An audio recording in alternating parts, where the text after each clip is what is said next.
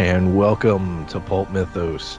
I'm Brian here with Larry and Spencer, and we're going to be discussing Dexter New Blood episode number 3.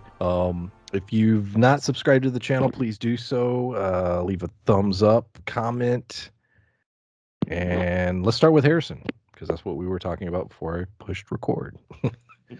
um, so we learn a lot about him in this episode, and yet we still don't know a lot about him because I still think he's keeping secrets. We know that he's a genius. You know, he takes this test. He's super smart. He's very capable physically. He's able to sort of, he joins the wrestling team. He chokes out this one kid. Um, and he's helping a kid named Ethan. There's a kid being bullied. He helps him out. This kid seems a little off. And I can't determine what is Harrison's end game? Is he, we asked last week, is he a killer? Also, has he killed before? What is he not saying, not telling people? We had the whole scene where him and Dexter are in the room with the principal, and, he gives Dexter even the way he words things, because Dexter's talking about, being honest, and he's like, yeah, honesty, Dad. And like, in a way, he has Dexter by the balls because he knows some of Dexter's truths. Um, but I don't know, Harrison, Larry, you had some thoughts on Ethan and where that might be going. Yeah. I think, like Ethan definitely seems like he's got a lot more going on mentally than we've seen initially. Like at first it just looks like he's a bullied kid, and then you see the drawings, and Harrison seems a little pleased by seeing those drawings. So if Harrison's got the same tendencies as Dexter, but a little more unchecked, is he going to push Ethan to sort of act on those impulses? But now that you've mentioned a few things, I'm thinking that it's a possibility that may not be the case, because I'm starting to think that Harrison knows everything about Dexter and is in fact modeling himself after Dexter, because there's he seems to have wrestled before or to know judo or something. Dexter knows judo. He lies the same way as his father, and seems very much like him. Yeah, Spencer, what kind of move is Well, that? The choke out move. the the Adam's apple grab. Yeah. I'm pretty sure that's what it is. Like he didn't grab any. He wasn't trying to choke him out. He wasn't going for any artery or anything. It wasn't like trying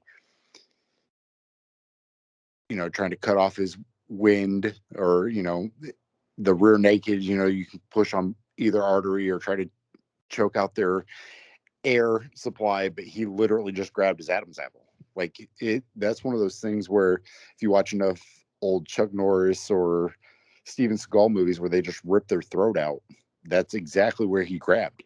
He just grabbed his fucking throat. Like, and another point, I think, in towards him potentially being a serial killer, having the same tendencies as Dexter, like the look that he gives the other kid afterwards, where when he tries to step up to him, and he just kind of goes, "What?" and he looks at him like he's prey. Yeah. Do you think they could be setting up where it positions it as if he's there to save and help Ethan because Ethan is being bullied? But if the real truth is he sees danger in Ethan of what could become, and it's more so to put down an Ethan. I don't Oh know. wow!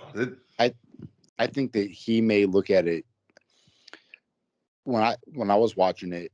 I'm looking at it from two different perspectives, whether or not he's going to be the new Dexter, or by season 7, 8 of Dexter kind of realizes that what he's been doing not necessarily was wrong, but he does start trying to help people along the way. Because you look at Hannah, Hannah killed some folks, and he still tried to help her.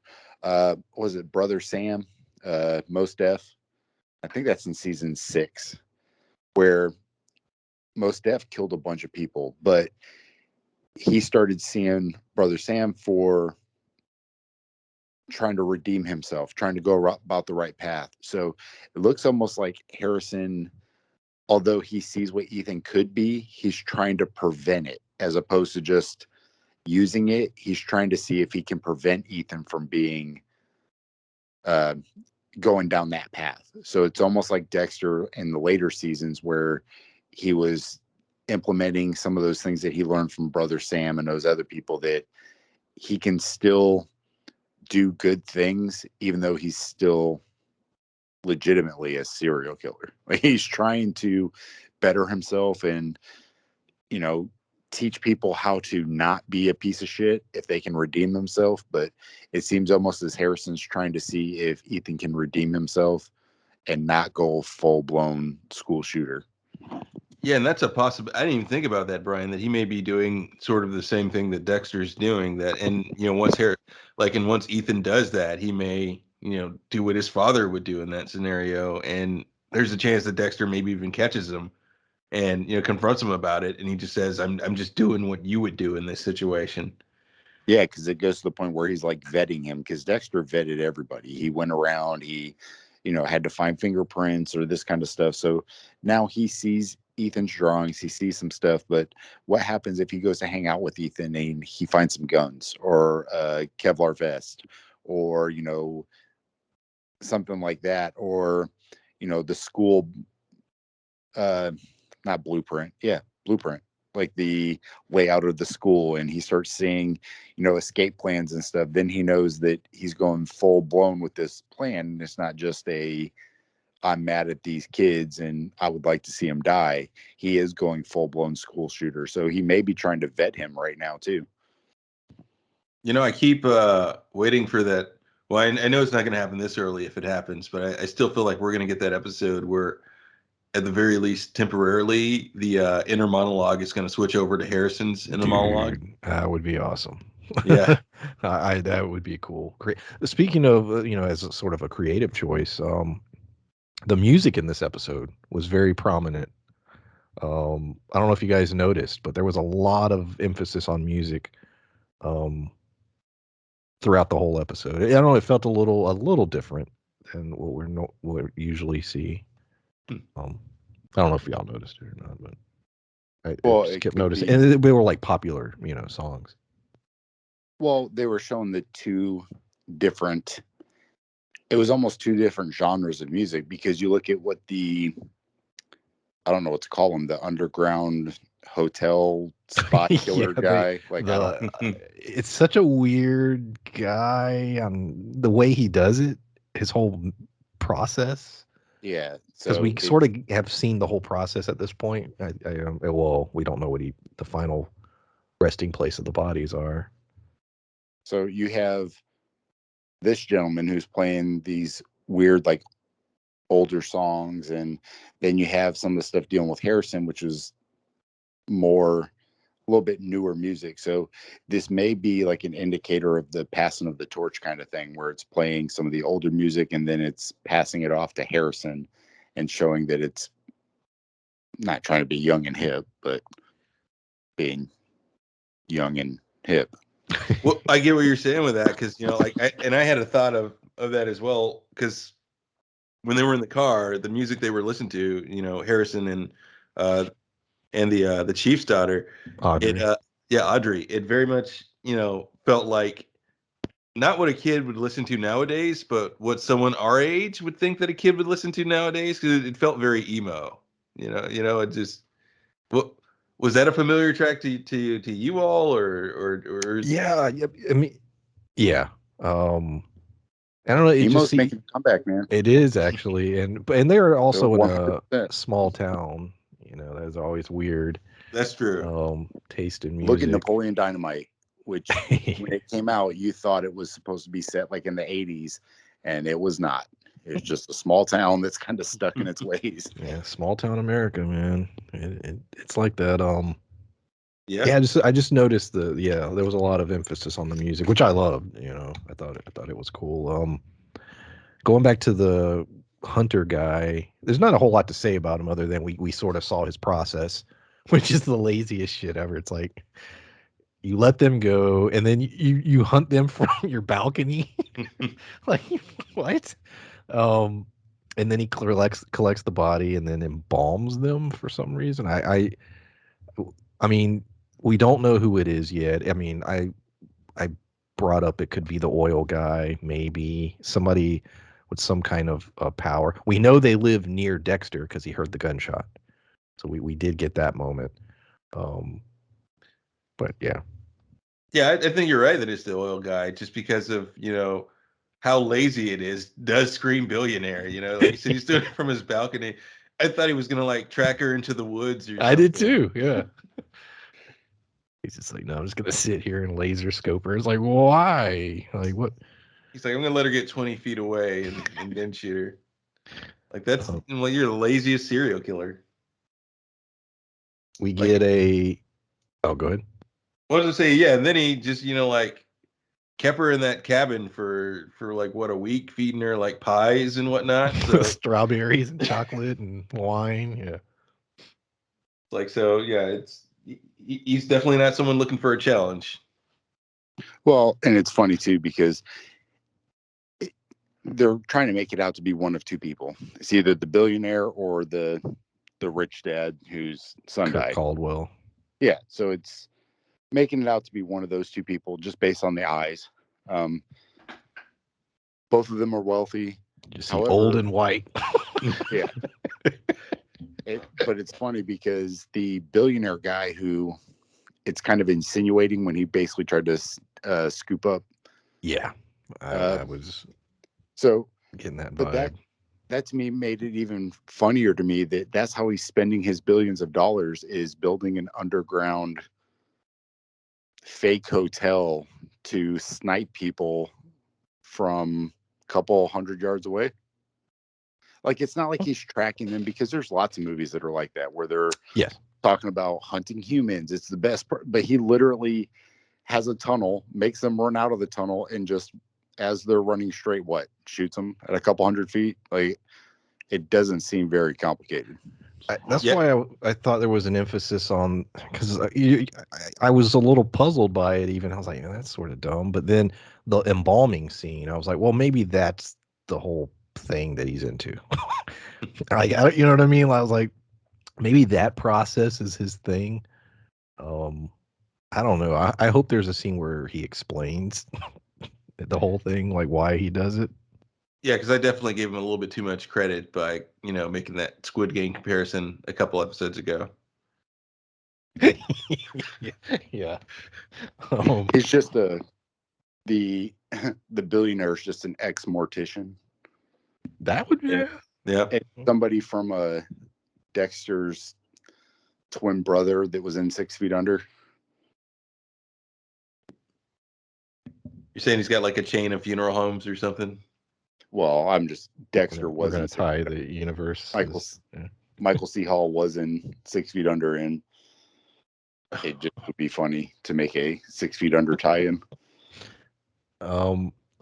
So we similar to what we had last week, but a little different. Dexter is trying to cover his tracks, and so he, I love the scene. Yet again, had music playing with. He takes the jacket and he's running. He dips it in the blood and he's running around. So he's going to throw off the dogs. He's got to try and figure a place to hide the body, and he's also thinking long term. If he does more murders, a place he can store them. He finally comes to the smart conclusion: I'm just going to burn the shit, and then I don't have to worry about it anymore. But even that makes him sort of, he's still questioning whether or not he wants to continue killing. Like that's something that's on his mind the whole episode. But all that stuff it was fun. Even the cave scene, well, where a bear, leaps out.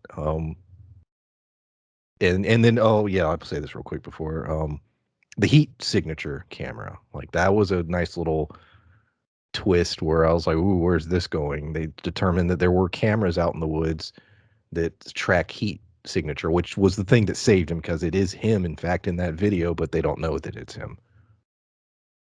Yeah, and I was gonna mention that too. Like he went back out there to cover his tracks, but I'm like, aren't those cameras still there? Aren't they gonna pick up a guy, just sort of covering up the tracks with a jacket?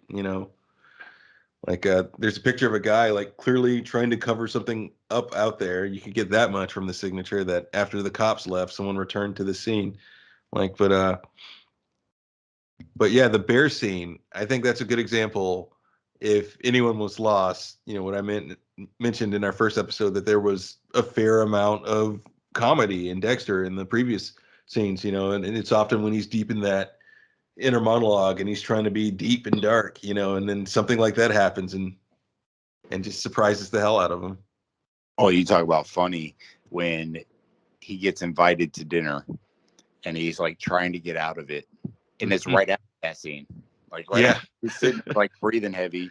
He gets invited to dinner and she's like, "Oh, well, Harrison will be here." And him just yelling fuck.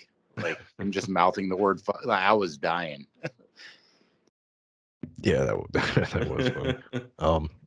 I also like that we got introduced to another CSI guy, and he seemed incompetent initially, sort of like the cop we met last week, but no, the guy knew his shit. And as he laid out he knew exactly how it all played out. And Dexter's like, fuck, he's like, this guy's, he knows what he's doing.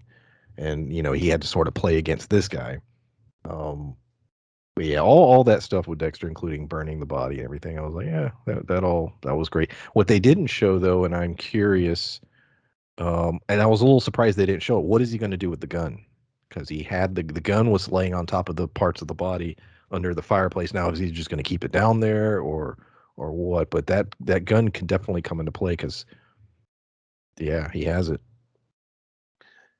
That guy, the other investigator that they called for, he was so in sync with the way that Dexter thinks that it started to feel like, Death Note. Like this is the light L moment where it's like, uh-oh, you're And I actually wrote his name down, Damien.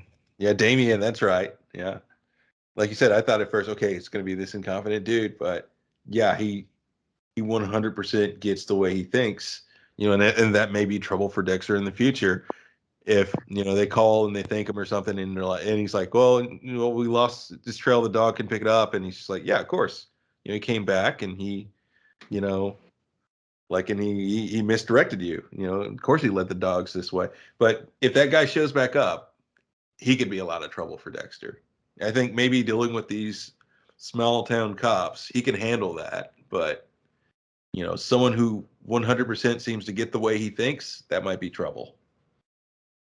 Well, you look at in past seasons of Dexter, like, LaGuerta is tracking him. You have Lundy, you have Dokes. There's so many people that suspect Dexter. And it's kind of that cat and mouse game where he's trying to figure out a way to get them off his trail. So to me, this is a running theme with Dexter. And I liked that they've included it even in the New Blood version, that there's still some fingers pointing at him and it puts him under the microscope and he's still got to figure out how to fucking get away with it. Yeah, but it's that exactly, and like you said, that is a running theme, but it's also a neat little twist because a lot of these people figured it out partially because they know Dexter, but this is someone who doesn't know him at all. Hal probably didn't even suspect him, but knows absolutely what he would do. Yeah. We got. I guess we'll stay on that theme. The quick scene. We had two scenes with sort of with the character, including on the cell phone. But we're introduced to Molly Park, a true crime podcaster. She goes to the scene of the crime. She's hanging out. We learn through Audrey that that's who she is. And then if you watch the preview for next week, we see that she is definitely in the show. That's going to be a problem because she's going to be digging and looking for things to make her podcast more interesting.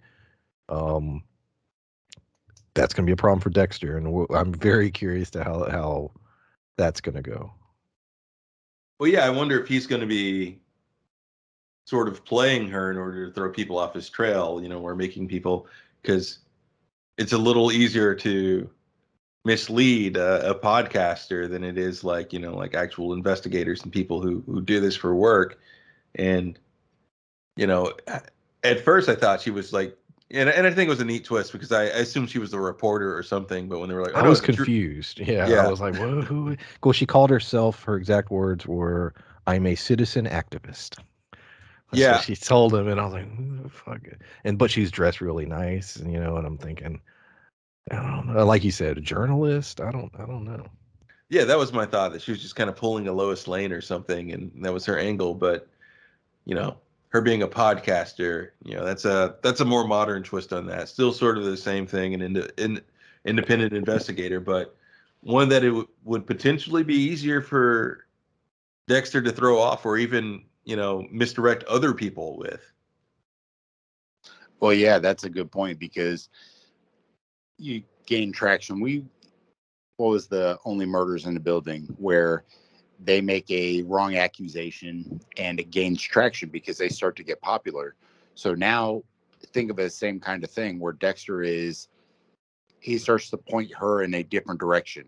She starts gaining traction, and depending on how many listeners she has, how many people she has, what her poll is with the media, uh, it starts getting people to focus in the wrong spots. And that may be something he's able to use kind of against his girlfriend, because she's the one leading the investigation. We get more with Audrey and Angela Bishop in the episode, sort of their dynamic as a mother-daughter. We know that that's not her biological mother, and she's aware of that too. I was curious about how much she knew or whatever. She has the scene where she talks to Harrison about it all, and they both have very similar backgrounds in terms of that. Um, Sort of being not raised by their biological parents. But then we have the stuff with the deer, and her wanting to respect it, and we had the whole thing where the people met up and did the little ceremony or whatever, and we're learning a lot about Audrey, and I'm curious, because like you had said, I think Spencer, about or Larry, when the oil dude showed up, I for a second I was like, is she Mm-hmm. gonna get kidnapped? Like, is that where this is going? He sort of made an offhand threat, the way it sounded, be careful, or he said something, and it made me think, is that where this story's going, where she'll get kidnapped, and she's proven that she's clever and she knows a lot of things, and maybe she'll figure out how to escape. Um, I don't know if that's where that's going, but it also, last point with that is Harrison and her becoming very friendly. So you have this just classic Dexter, people he brings close to his life, everything goes to shit. Are we going to have a similar situation with Harrison where, okay, he's getting close to this one person? Is this going to go really badly? But yeah, any thoughts in regards to Angela or Audrey? I have a lot of thoughts when it comes to Audrey. You Dexter, from the jump, they talked about how he was birthed in blood, and he's raised by Harry, who's not his real dad, who's a cop. Audrey, in a shitty situation, loses her dad and is raised by a cop. Harrison, who is Damn, raised dude, I didn't by, even think of that. so Yeah, didn't make the connection at all. Yeah, go ahead. immediately, like when Audrey started talking this episode, I was like, oh shit, maybe it's not about Harrison, maybe it's about her. And I immediately started to look at in that direction. Harrison obviously has got some demons, but I wonder if Audrey's going to end up having to kill Harrison. And that, or if they spin it this way, since it's new blood, Dexter, if they do like a double thing where it's Harrison and Audrey going out and killing people together instead of it just being Dexter. So like Audrey immediately, as soon as she explained her past, I was like, fuck, that looks an awful lot like Dexter's. I'm curious as to how much, because her mom won't bring it up. Like when they talk about what happened with Audrey's mom. So like there's a lot of things that they keep kind of glossing over, which they haven't gone into a lot yet. And they also, I think that some of the stuff with her mom may be tied into the billionaire himself, because this has been going on for a while. They talk about people missing and stuff. So I am curious if all that's going to tie together, and Audrey at the end is going to be the one who takes out the billionaire as opposed to Dexter. That was my immediate thought after this episode. That's a good possibility. And speaking of the way things tie together, I said that maybe her mother, or her parents were people from a previous season of Dexter, but now I'm thinking that they tie to the current series of murders, like whoever's trapping people in this cabin and shooting them. I think that that's what happened to her mother, and like they perhaps think that she was abandoned, but that actually her mother was killed in this way, and like that maybe that's part of her tie to this story, other than of course being Angela's daughter.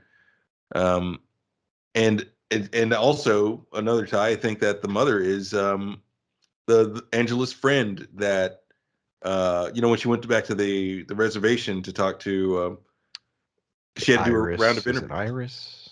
They keep Yeah, bringing up. I Yeah, wasn't sure because we only like see her in like I believe like one or two scenes, but yeah, when she went to talk to her and she's like, "Yeah, I have to do this." Yeah, and they talk about Iris. Yeah, that's right. Iris is the person they talk about. Um, yeah, is Iris her mother? Like they think that Iris ran off, but really Iris was kidnapped. Yeah, Iris is definitely. They bring it up every episode so far, and but they won't go into it. Hmm. And so yeah, it's one of those things. I'm like, oh, what is this?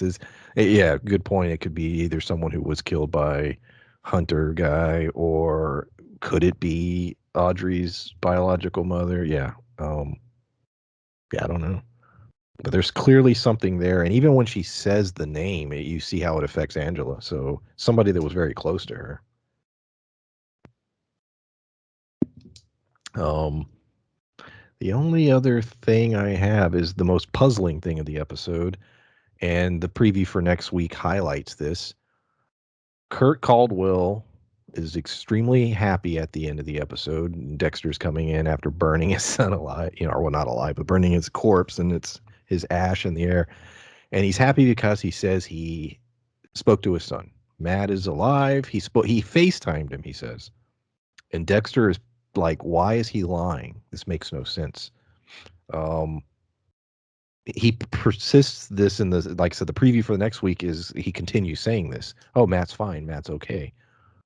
What do you guys, if you look at how Kurt was acting throughout the whole episode, the anger of, seeming like a father legitimately trying to find his son and fearing the worst.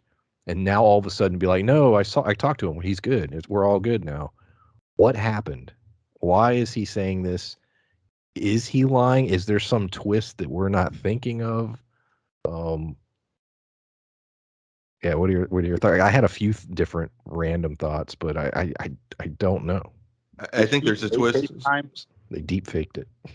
I didn't hear the FaceTime part. I heard he talked to him. So did he say FaceTime? He I'm did. almost He said yes. FaceTime. Because Okay. at first he says, "Oh, I spoke to him," and then Dexter's like, "Oh," and then he even goes, "Oh, I saw him." Yeah, I didn't see that part. So, like, because my initial thought was that Harrison found his phone and called him. That was my first thought before he said FaceTime. Yeah, Yeah. see, I didn't catch the FaceTime part, so that shoots that theory out the window. So, never mind. I Well, don't I know. do. I do have a theory that your other theory is correct, Brian. Well, kind of both your theories in a way that it's both the rich guys in town. It's like it's that perhaps even because I think that they're both killing these girls, and it's getting like in this investigation is getting too close to their hunting ground, because as you mentioned earlier, Dexter can hear the Oh, gunshot, and he told Caldwell, he's like, hey man, you're gonna shut this down, you're gonna say you saw Matt, that that's he contacted you, whatever, because this has to stop now, you're gonna get us caught. that sound. I think you're right. I think that's Yeah, it. I that, think 100%. You nailed it. yeah, because when Dexter was out trying to basically lead the scent over to the highway, he heard the shot, and it was pretty close. So their grounds are overlapping. Yeah. I could. Yeah. He. I think you're right, Larry. He contacted Kurt and was like, "Look, motherfucker. You got cops out the ass. I got CSI out here now. I got bodies and blood out in the snow. um, you got to knock this shit off. You saw Matt, and he's happy, and this investigation is over. And he ended up, saying that, and that's why he got so drunk, because it hurt him to have to do it. But he just sort of was like, yeah, I got to do it, because Yeah. it was coming off as a celebration, but I think it was more of a this is the pill, like he has to swallow, and he just has to go deal with it. Well, That makes the yeah, most sense. Yeah. yeah, absolutely. Because he was so angry, and he's very kind of entitled for someone to shut him up or to make him fake this. He'd have to be afraid, and who else in this town can actually make him afraid? Yeah. Yeah, at this point, nobody. Yeah, I think that's a solid theory. Yeah. Because even in the preview, Dexter's just like, why is he lying? Like Dexter's like just completely puzzled, and it's going to be interesting because Dexter's going to want to explore it and investigate it, even though it doesn't make sense for him to, because he should not know that he is lying. So it's going to be fun to see how he works around that Hmm. in the next episode. Yeah, I was curious about that too when he got him in the car. I'm like, how is he going to play this? How is he going to try to get pieces of the truth from him? Yeah. But I think that was it.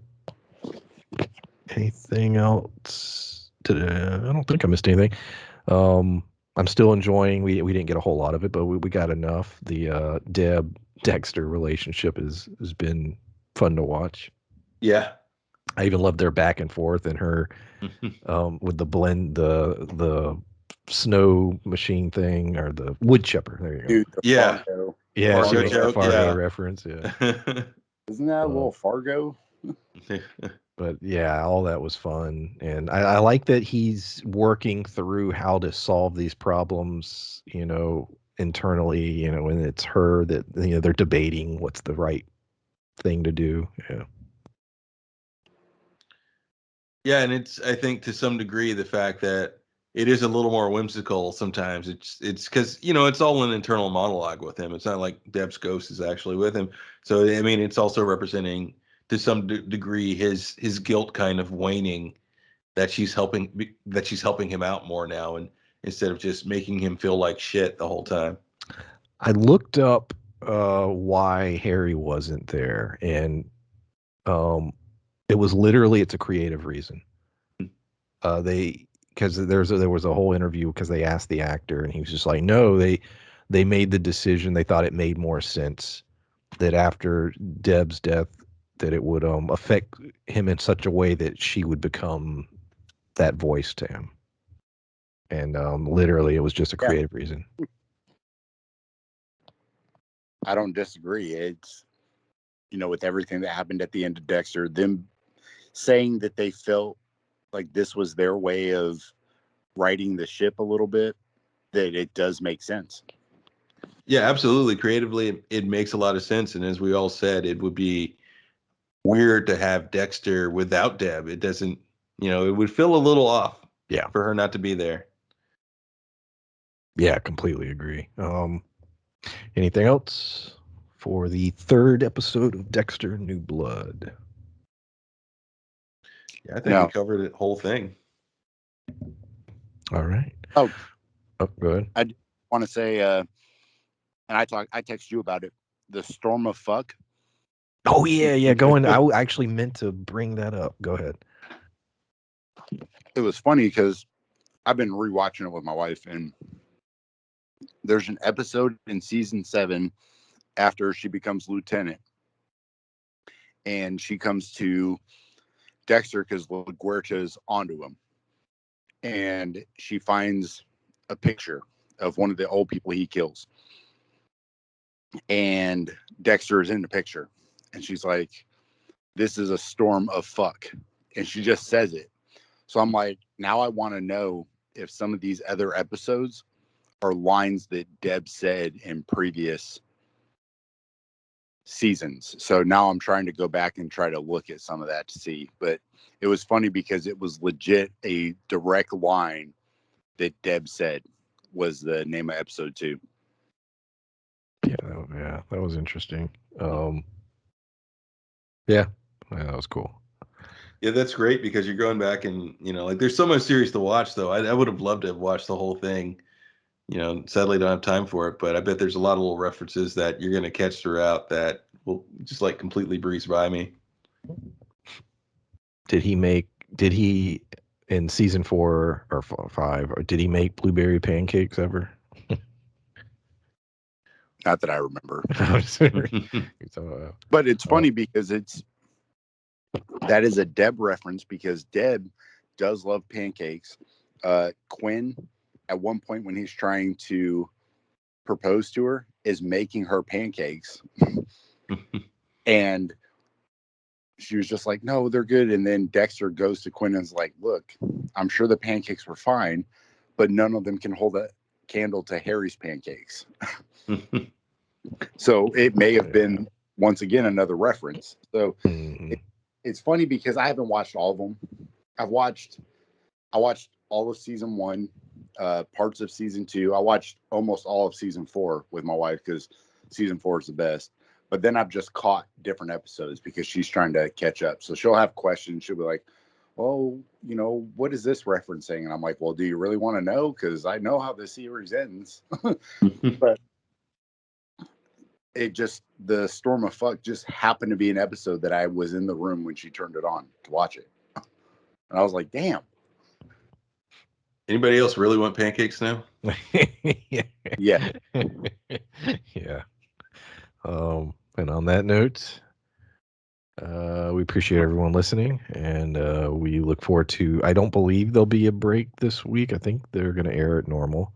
We'll have the review for you. I only say that because of every other fucking show decided to take the week off. But all right.